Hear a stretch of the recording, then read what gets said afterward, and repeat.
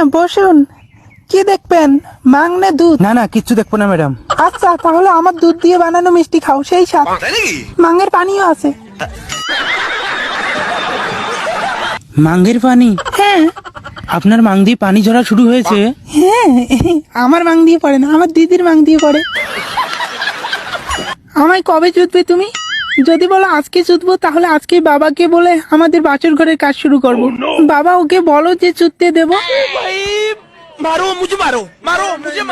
আপনি সত্যি মেয়েকে চুক্তি দিবেন? ফাটলে দায় দাবি নাই তো? কোনো দায় দাবি নাই, তাতে চলবে। এটা হাস্যকর এই দেশের জনগণের জন্য হাস্যকর। ম্যাডাম ডেকেছেন আমায়? হ্যাঁ ডেকেছি। আজকে যে আমার চুতে মাং ফাটানোর কথা ছিল সেটা মনে আছে তোমার? হ্যাঁ মনে আছে, এতক্ষণ তো দুধ ধরার রিহার্সাল করছিলাম। ওইসব কিন্তু ছোট দুধ আমার নয়, আমার দুধের সাইজ কিন্তু বড়, আর আমার দুধ খেতেও হবে। খেতে হবে? কই, আগে তো খাওয়ার কথা ছিল না, এমনিতে টেপাটিপি করার কথা ছিল। মিথ্যা কথা একদম বলবে না, তুমি আগে খাওয়ার কথা বলছিলে, এখন ফাটাফাটির নেশা দমে গিয়েছে। হ্যাঁ তাই, মাঙের মধ্যে নখ দিয়ে এমন এমন করব।